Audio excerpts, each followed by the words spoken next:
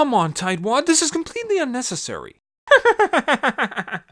You say unnecessary. I say a potential gold mine. Those idiots thought to just cap off late fees after a month. They're missing out. If someone forgets a book at my new public library, fees will never cap. I'll be set for life if I get just 1 or 2 forgetful borrowers. It's foolproof. Yeah, but they have volumes and volumes of classic literature. All you've got is some old phone books. There's a market for everything, Finn. The sooner you learn that, the sooner you can profit from it. I'm Finn the Pony, and it's time for Finn Bits.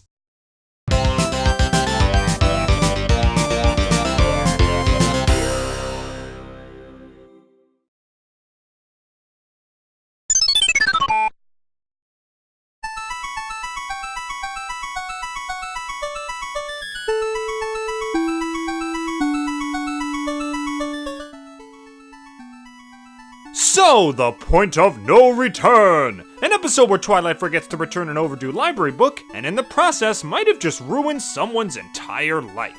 Is this an episode that's worth reading into? Let's find out. They say a good writer can make any premise work. Even if something seems ridiculous and sounds like it's doomed to fail from the start, talented writers can shape a concept or idea into something that no one would have expected. MLP's done it on a few occasions, with the Equestria Girls movies and even just recently with Twilight 7. But now we've come to Point of No Return, an entire 22-minute episode centered around Twilight finding an old librarian and returning an overdue book. How the heck do you stretch out that light of a premise for that long and still make a good episode? The answer is, you kinda do and you kinda don't. The first thing to note is that this is a Twilight and Spike centric episode, and I mean that in the biggest possible sense. Twilight and Spike are the only members of the main 6 that even appear in this episode, so if you don't like seeing these two take on a full adventure, you probably won't be interested. But on the plus side, for those who love Twilight and Spike like I do, you're in for a treat, because they're perfectly characterized here. The amount of Spike's sarcastic one-liners that made me smile are just too many to count, and he did a great job keeping Twilight's psychotic tendencies in check. As for Twilight, I appreciate that the reason she has for returning the book has nothing to do with her flawless record or best book borrower position. I mean, at first it does, but when she finds out what happened to Dusty Pages, her motivation switches to finding Dusty so that she can get her job back. She puts the well-being of the librarian over her own, like a true friendship princess. Though she's not immune to having a freakout session, especially when she finds out about the grossly overdue book office for ponies who should know better, located in the basement of shame!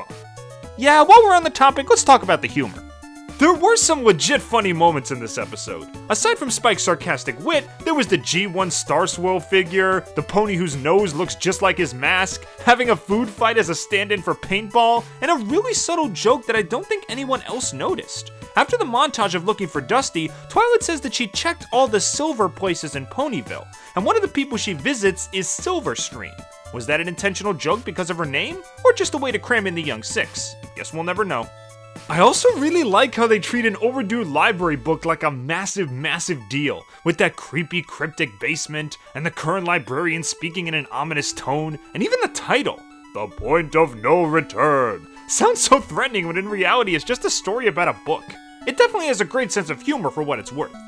But sadly, those are the only 2 major standout things here. The remainder of the episode just consists of Twilight going from location to location looking for Dusty, complete with bland, overly long montages and maybe the occasional funny joke. This is the perfect example of an episode that could have just been 11 minutes like most cartoons, because there's not enough substance here to go on for any longer. I guess it could have worked if maybe there were more jokes sprinkled in, or even more guest appearances. I mean, we get to see Moondancer, which is an awesome little cameo, and they meet her at the Tasty Treat of all places, which is a great callback. But I gotta deduct points because we never see Coriander or Saffron, not even in the background. Come on, guys, you gotta show Saffron. Saffron makes everything better, both in MLP and cooking. I know what this needs. Saffron. A little saffron would make this. So, I guess I should talk about the moral, huh? This is gonna be complicated. I'll put it this way. I love the message, but the execution could have used some fine-tuning. So the basic gist is that Dusty Pages used to have a flawless librarian record back at her old job, but Twilight not bringing back her overdue book ruined Dusty's record and she got blamed for the whole incident, causing her to realize that perfection is a pointless pursuit and that she should just enjoy life while she still has it. That on its own is an excellent lesson and perfectly communicated for kids. I can say from my school experiences that striving for perfect grades and a perfect record is way more trouble than it's worth. You shouldn't actively try to fail, but don't treat failure like it's the end of the line. Treat it like a learning experience that'll make success more likely to come next time. This is the ideal moral for someone like Twilight to learn because she is the character that has always been determined to be as flawless as possible. As a leader, as a student, as a teacher, and just as a person in general.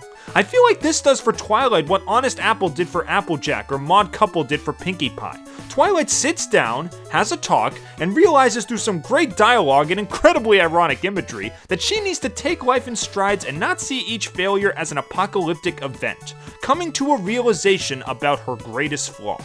So yeah, on a surface level, this moral is fantastic, and Dusty Pages not only kills it as a wise teacher, but just as a great character in general. Seriously, she's like the pony version of Madame Foster or something. She's just so much fun. But there's one plot point that leaves me scratching my head. So tell me, how is it Dusty's fault that the book didn't get returned? How is her perfect record reliant on the actions of an outside party? Her record should be based on cataloging every book, keeping inventory, and notifying people when their books are overdue. You know, what a librarian is supposed to do. This seems 100% unfair to blame her because of Twilight's mistake. There is a way to fix this though. Maybe if Dusty's record was ruined because she forgot to notify Twilight about the overdue book, then her record being tarnished would make sense because it would be her mistake and her actions that would have caused the problem. Then in the end, you could still have her come to the realization that making a mistake is not the end of the world, she could retire, and she could still end up where she is now. It's a minor change, but I think it could have made all the difference. The point of no return was, for lack of a better phrase, a very by-the-books episode. The plot was very straightforward, the pacing was pretty slow, and nothing super exciting happens. Though it's easily saved by a good sense of humor, a fun elderly equine, and a well-characterized Twilight and Spike. Plus the moral of perfection is very well executed, but could have used some fine-tuning to make it work in the plot. It's not something I'll check out over and over again, but it did keep me wanting to read until the end, which is more than I could say about most books.